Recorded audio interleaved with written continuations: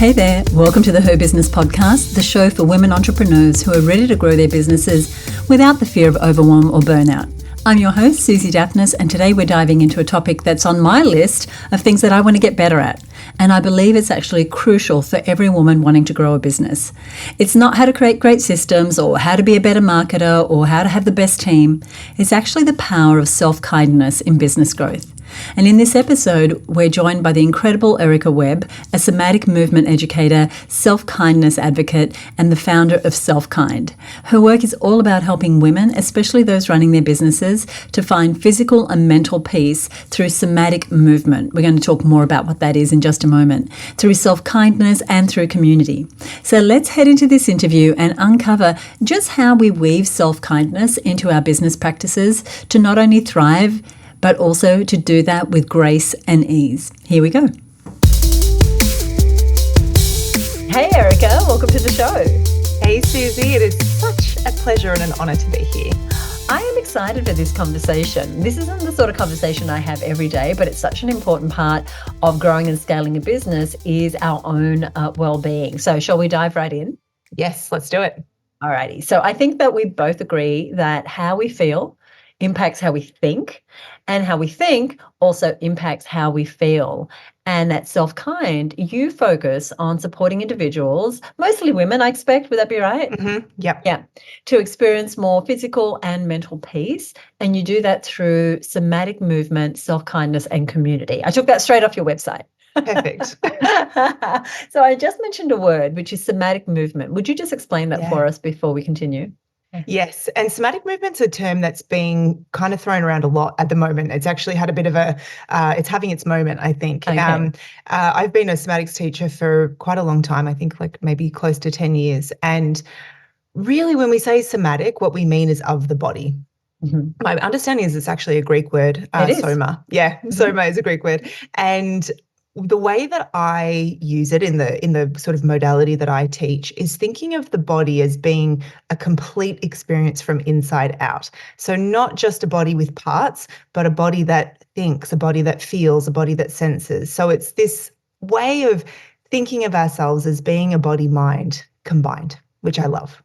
I love that too. And it seems very holistic, which I know is very much your vibe. So tell us about what you do. How is it that you work with women? And I know some of those are business owners, just like those listening today. How is it that you work with them? And also, what does self-kind or being self-kind mean? Yes. Okay. So I do work with a lot of business owners actually, which is interesting. It's not my niche, but I certainly get a lot of business owners. And I think it's because of the pressure that we put on ourselves, but we can maybe come back to that. So at the heart of everything I do is self-kindness. And for me, that really is this sense of recognizing our inherent worth. And so the way that I work with women, and I do work with some men, but mostly women, is in kind of refinding that sense of innate worthiness. I do this mainly through movement. So I'm a registered counselor as well as a movement coach. And, I teach yoga and Pilates as well as somatics, but somatics is the main thing. And really, sometimes it just looks like a movement class, right?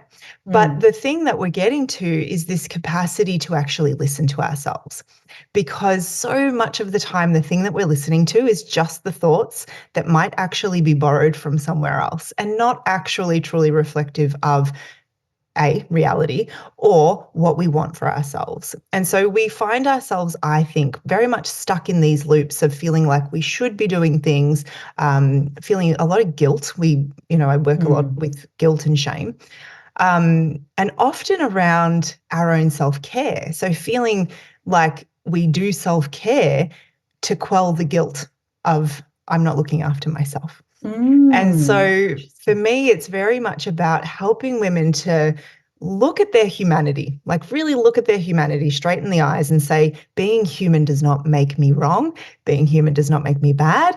And I am enough. And so we move and we sense the body and we give ourselves time to slow down and to feel and to notice what's true for us.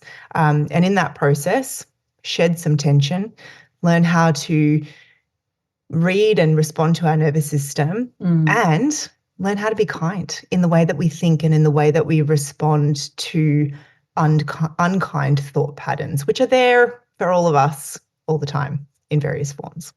That is so interesting, because I know I've certainly been guilty of being very kind to others and anything but kind Yeah.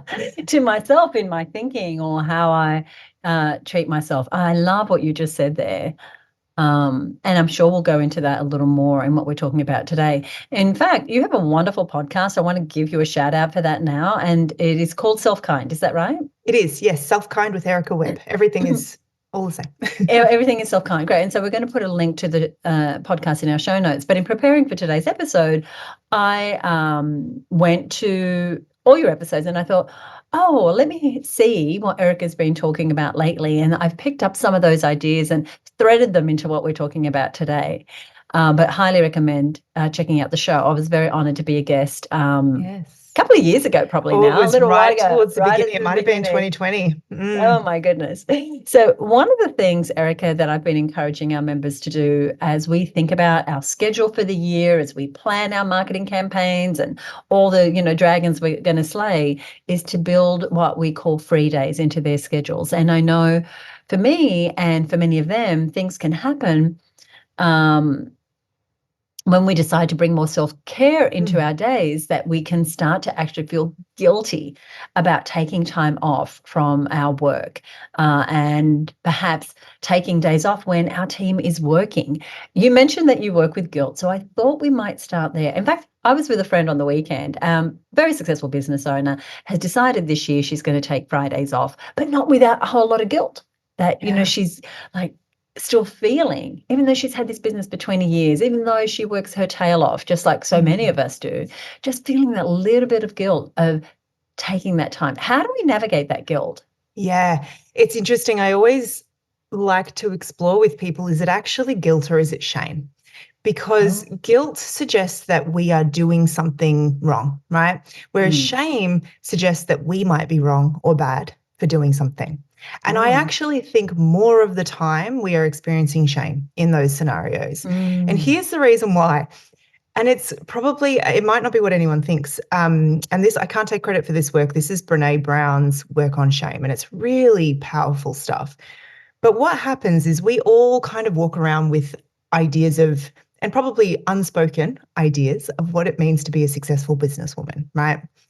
And we kind of have this sense of how we want to be perceived. I want to be perceived as busy. I want to be perceived as fully booked out, wealthy, whatever the words might be.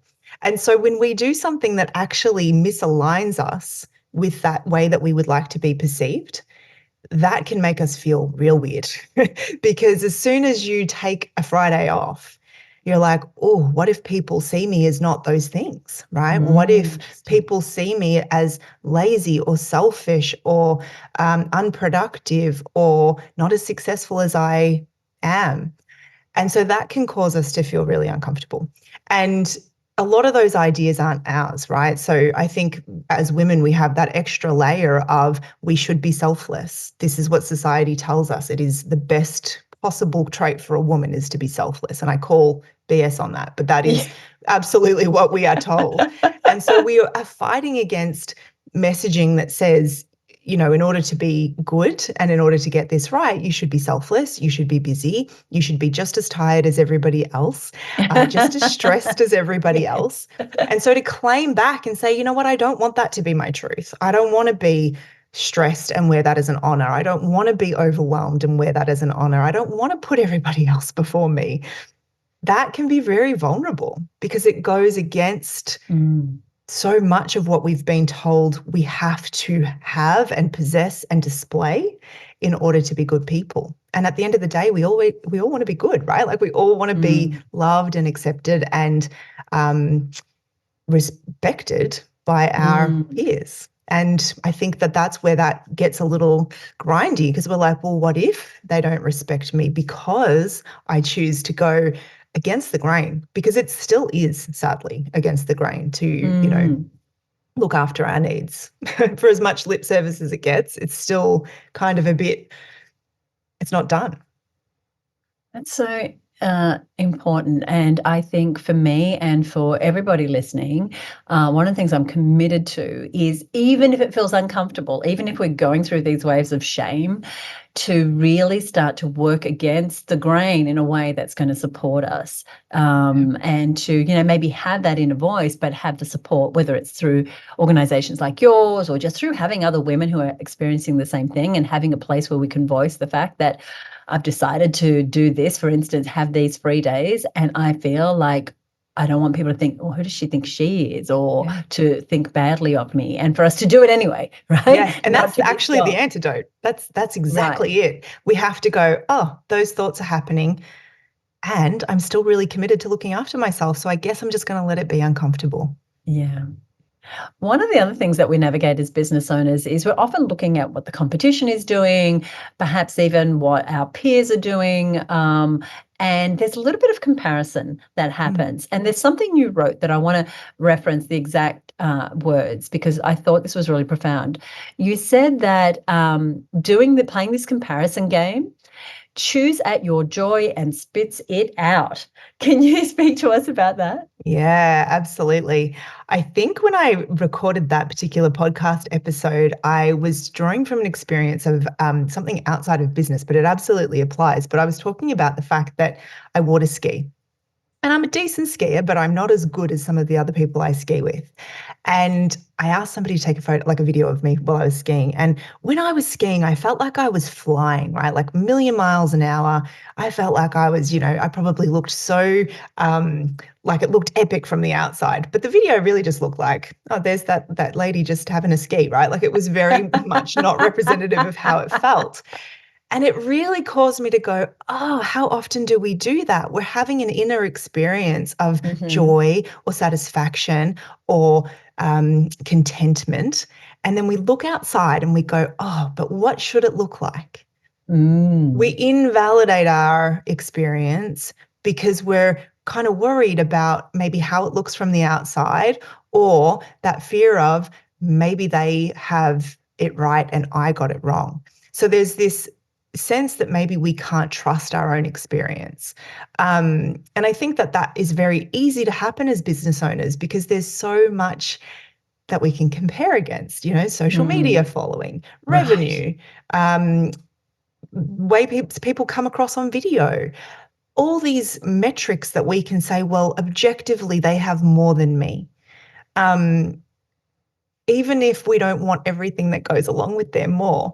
And so I think that the comparison is very, very human and very automatic. And so it's the same thing with the shame conversation of being able to step back and say, oh, this is really interesting. I'm comparing myself right now to Susie because I want to be like her, or it makes, I see things in her that I really admire as a human and as a business owner. And it's not fair for me to compare myself to her for all of these reasons. So we have to be almost like willing to have these conversations with ourselves in the same way that we would with our best friend. Because we wouldn't sit down with our best friend and be like, yeah, you're right. You should compare yourself against Susie. She's so much better than you. She's so much, like that. We would never do that. No. Could you imagine having that conversation with a friend? But it's what we do to ourselves. And so it's being willing to have a different conversation with yourself, one that is tender and kind and compassionate, and doesn't invalidate the discomfort of, or like the automatic nature of comparison as well, because you're human. You're going to do it. You're going to compare. You're going to have doubt. You're going to have shame. So give it some space to just have a voice as well. I'm thinking about you skiing and you watching back the footage. And I have a feeling that if I watch myself dancing at a club, that I might have that same thing. It's like, really? I felt amazing. That's not what it felt like. It felt amazing. What? You mean it didn't look amazing? That's it. Oh my God. That's it. And we probably do that all the time, right? But yeah, can we prioritize the inner experience? That's the question. Right. That's a really great distinction. Yeah. but we don't always. And We don't. I love that we're digging into some things like, me, I'm very passionate about business and helping women grow their business, but I'm as passionate about their personal development and know that what's going on up here in their minds is so reflected in the results that they get most of the time. Which leads me into another little area I want to talk about, and that is, as you would know, having been a member for a while, that the idea of showing up and speaking up are very core to our belief on what helps you get connected with other people and it helps you grow your business. But we can often shrink. Whether we're comparing or not, we may fail to become more visible because we have this fear of, we don't want to be the tall poppy, we have some sort of imposter syndrome. So we dim our light and play down our accomplishments. And, there can be layers and layers to what's going on there. But I'd love for you to say a little bit about how doing that, shrinking, making ourselves smaller, is actually a disservice not only to us, but to others around us. Yes. Oh, what a big topic. I think that it becomes a disservice because we let the thoughts win when they actually don't really have as much power as we think. And I think sometimes we feel like when we're nervous in those scenarios that our body is kind of giving us away almost. Like there's this feeling of, I'm so uncomfortable with my nervousness, or I'm so uncomfortable with the discomfort of being seen and perhaps being perceived again in a way that I don't want to be perceived, or being misunderstood, or fumbling my words. And it can feel like our body's response to that, the churning tummy, the racing heart, is like a really good reason to put on the brakes. And that is fair because it is literally your nervous system trying to keep you safe. Because in a very primitive way, we want to just stay safe by avoiding criticism, by avoiding threat, by avoiding anything that might have us excluded from our community. And so, yeah, your body is actually kind of trying to get you to stop. But we have to be able to get outside of that and say, no, like, what is actually important to me? And what is important in the world? Is it more important that my work, stays safe inside of me and I stay safe inside my, box? Or is it more important that I give this work to the world, knowing that it's not for everyone, knowing that, yes, I will face some level of rejection, it's going to hurt, but trusting that you can handle it? Because I think when we don't allow ourselves out of that box, when we don't allow ourselves to be seen, what we're essentially saying is, I can't handle the outcome of not a completely positive response. And, find me a business owner that's had nothing but positive responses. Yeah. It just doesn't happen.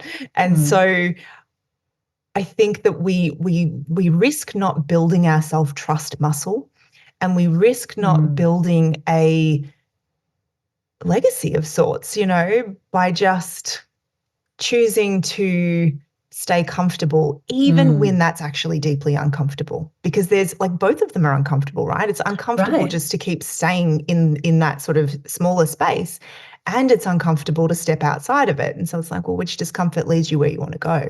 And the other thing that I would say about that is that we can nudge ourselves out of that with kindness too, whereas I think we often try to do it with shame, with guilt, with pressure, with push, with force, with lots of, ugliness. And so learning how to do that with a kind little nudge, we can be kind and very brave at the same time. Kindness doesn't keep you small. It helps you to kind of step into the fullness of who you are. I love that you said that, because it can be thought of as it's a soft skill. Yeah. If you're really going to grow your business, it just sounds soft. But I think it's a key that unlocks so much. I was just listening to what you were saying about the oh my God, I just lost my train of thought. All right, I'm just going to make a note there about I'll come back to that. I've lost it. Never mind. It'll come back. It'll come back. Oh my gosh. No, it's not coming back. New question. New question, and we'll just zip that bit out. Let me just circle back for a sec. We'll keep going. I don't feel like I wrapped that up well, though. Oh, well, we'll fix it up. Are you happy to move on? Yeah, always. Okay. All right. So here we go.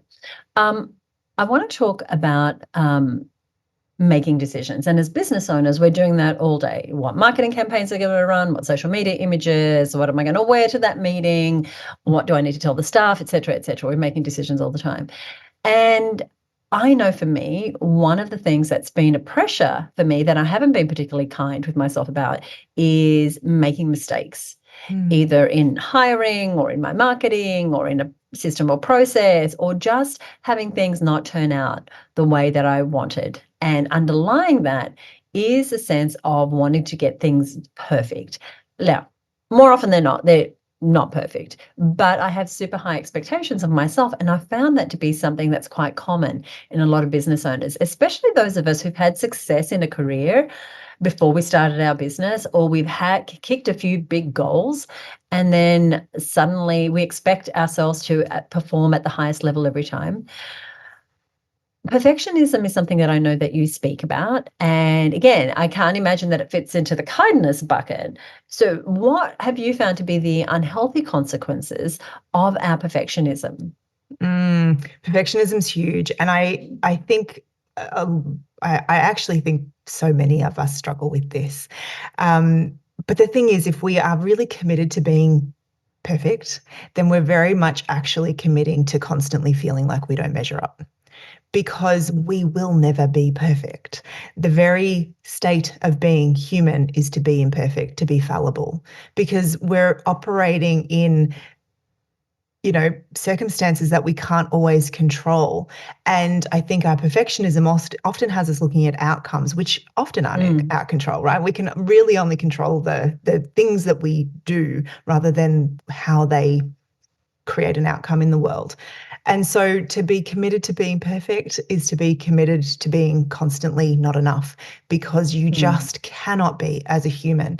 And I often see this and I saw this in myself, and I've had to work through this a lot, and I see it in others, where we use our perfectionism as a way of like earning our own respect and earning our own love. It's like, when I'm just perfect enough, then I won't be unkind to myself anymore because I'll have nothing to be unkind about.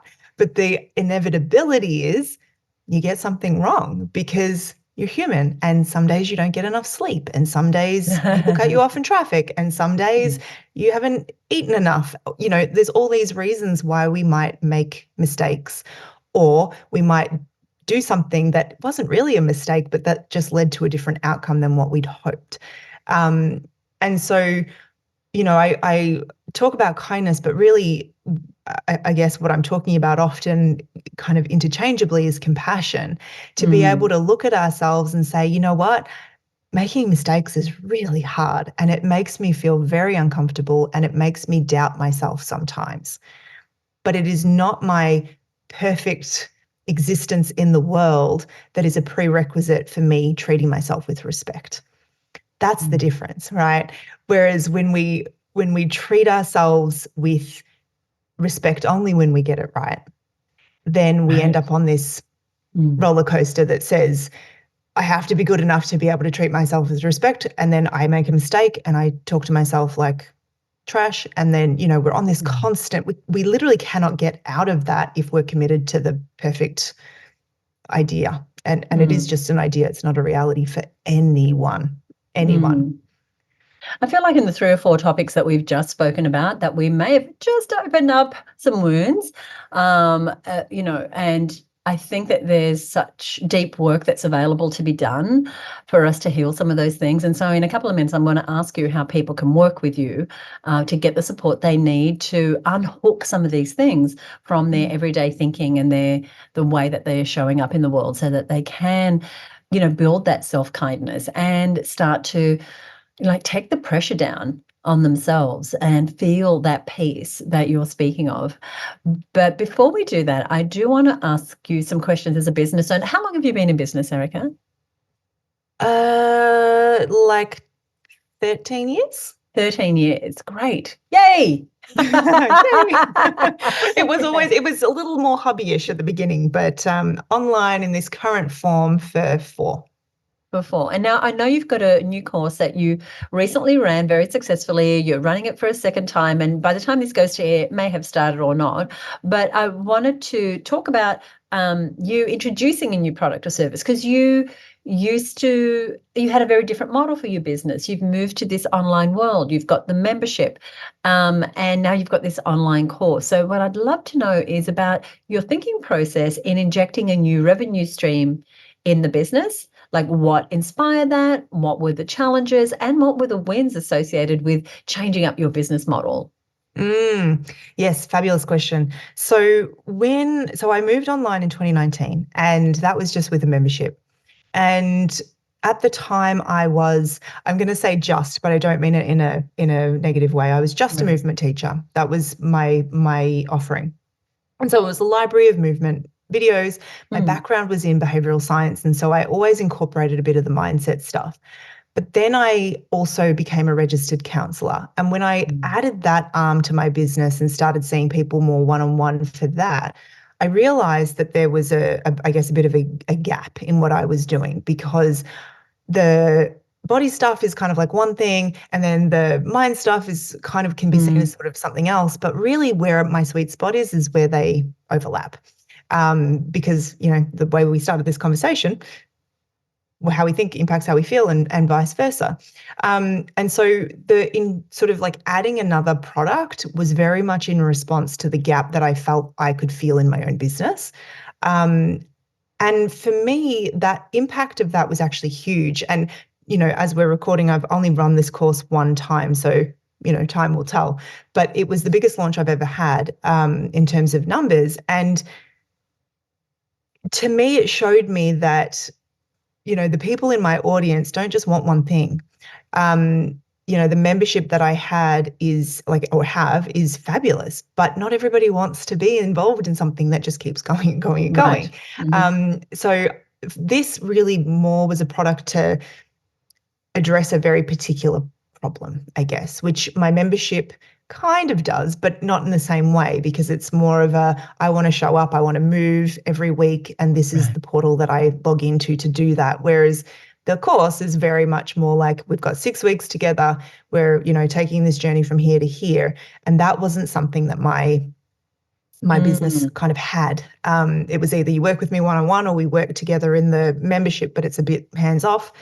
So this was kind of that in-between ground where I can work with more people for whom, they maybe don't need the one-on-one sort of level of support that I offer in my sessions, but they want more than they would get in the membership. And they want a quick win. Like, I can do this for 6 weeks. It's like, I don't want my card charged every single month, but I'm not looking for community. I think that's really, really smart, and to recognize that, because sometimes, we create our business model for simplicity, or we think, yep, recurring revenue, that's the way I want to go. Yes, love a bit of recurring revenue. I've had that model in my business for a long time. But I think to then recognize, well, there's a part of my audience that I'm just not reaching because they don't want the continuity. They just want this solution. And I figure in 6 weeks' time, I can get them, like you said, from here to there. Very, very good. Well, I'm wishing you best of luck with the course. And of course, anytime, just reach out for support in any part of that process.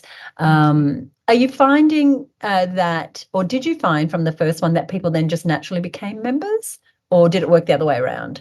It worked a little bit in both directions. My gut feel is that they're going to be different people, but I don't know. I don't know that for sure. But that's good to know too, right? It's like, I have this thing that I offer for this ideal client, but this thing is for the other ideal client. And I've seen that very much in our own business. It's a very different person who will do our reach retreat in Hawaii, or the mastermind, or the membership, or any of those things. And as long as we know that, and as long as, I guess, there's some commonality, so that we don't have crazily different messaging having Yeah. to go out about what we do, that can totally work. Now, you've been in business 13 years. What have you found to be the most essential elements to keeping you in the game and moving forward? Has there Mm. been anything that kind of stands out? I mean, the question of whether to stay in the game or not comes up regularly to me, Yeah. Mm. because there are days where I'm like, "Oh, this is harder probably than fronting up to an office and just getting a job done." But to me, it's always been community. So I've been a member of her business for, Huh. I couldn't actually remember how long. I think it was probably 2018 or 2019 that I joined, and that was really when I started to move my business from being a hobby to being a real business. Um, and for me, I think that has been the absolute key. Um, because when you look from the outside, like I think I work from home, I work alone. And so it can be very lonely. Yeah. And to be able to see that other people are doing the same thing is so helpful, because there's no one really in my real world existence that does this. I mean, I've made friends like that as a result of the networking that I've done. But for the most part, the people that I hang out with, they go to a job and they get a paycheck Mm. and so for me, that's probably been the biggest part. And also understanding why I show up for it all the time. I think that's been really important, because there have been, like I said, there are days, and they're not irregular, but they're not so regular that it's concerning, that I go like, why? Why am I doing this? Because some days it feels really hard. Mm. But I also always come back to my why, and Mm. for part of that, it's like part of my why is that I want to be able to drop my kids off at school and pick them up and be here Mm. with them. And that's a huge part of it. But there's also that other part of my why of like, I don't know how to exist in this world without sharing what I share, because Mm. it has been such an important part of my life, and I know the impact that it has on other people. And so it just wouldn't feel right not to do it. So I think coming back to that why is another really big part, and like just not giving up. Just not giving up. That's been such a huge part, just the willingness to show up over and over and over again. Mm. Um, has been huge. Well, Yeah. that grit is such a fundamental. The people who make it are the people who have the grit to show up time and time again. And I've been in business this year for 30 years, and it is not uncommon for me to think, why am I doing this? But like you said, having that overarching why, that's why we make such an emphasis of having a clear vision for your business and having a clear 12-month vision, because I don't often show up for me. I show up for the people that I'm committed to. That is my why. If left to my own devices, I would be sitting in New York, dining and whining and Yes. doing those things, which, I can build into my life. But what I really want to do is I want to contribute to the people that are important to me. You are such a natural communicator. You're such an incredible teacher, Erica, that I love that part of your why is I have this thing inside me.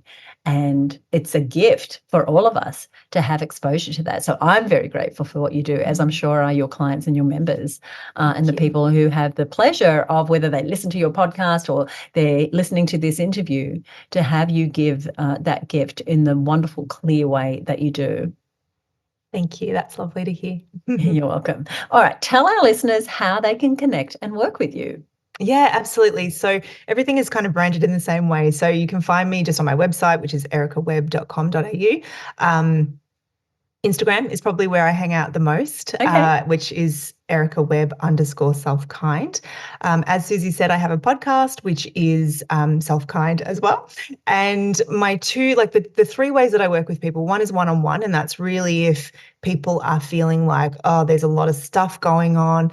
I just want to work through it. I want to figure out how to get my head and my body to kind of be more on the same page. That is one option. I work with people one-on-one. Is that in person or online? Both, Both. yeah. So I Got it. probably do 95% online, but I Right. do have a little office space in Croydon North in Melbourne. So I see people in person as well. I run a 6-week course, as we talked about, which runs like 3 times a year. So happening in February and May this year.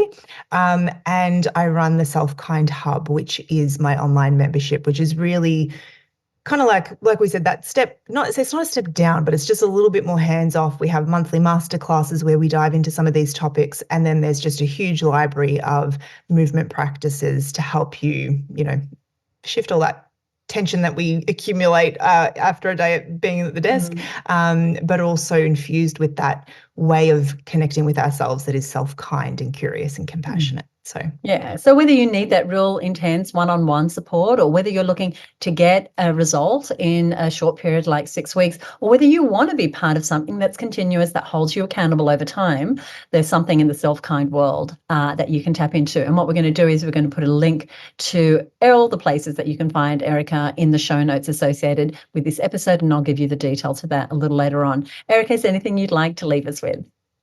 Just to thank you, Susie. I really delight in being part of your world and your network. So thank you for, kind of being along for the journey. It's been quite a few years, and I'm just really grateful for you. So thank you. And thank you to everyone for listening, for getting to the end. I appreciate it. A big thank you to Erica for sharing her wisdom and her insights today. Her approach to integrating self-kindness into our business and our personal lives is so refreshing and really transformative. And I hope today's conversation inspires you to embrace self-kindness as a core element of your business journey. Taking care of yourself isn't just good for you. It's good for your business too. And that's some advice that I need to be taking too, as I mentioned at the top of the show. Now, this month, our conversation inside the HerBusiness Network is all about this idea that taking care of you, up-leveling your knowledge, your connections, your self-care, your mindset, your connections. I said that twice. It must be important. It's an essential part of growing your business. So this week, we released our monthly growth guide. Now, our growth guides are a curated range of webinars, podcasts, blueprints, worksheets, and more that we make available free to our members. Every month, we focus on a different area, and this month is all about you and your personal development. We're even running a challenge called Get Seen, which members are loving because they're getting accountability to grow their visibility. It's a lot of fun, and it's not too late to join us. You can just head on over to herbusinessnetwork.com to join the network and get instant access to all the goodness that's happening inside the group.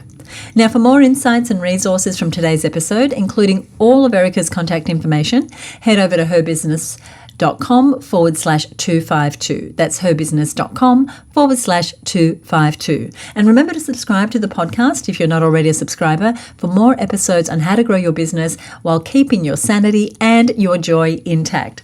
I'll see you next time right here on the HerBusiness podcast. Bye for now.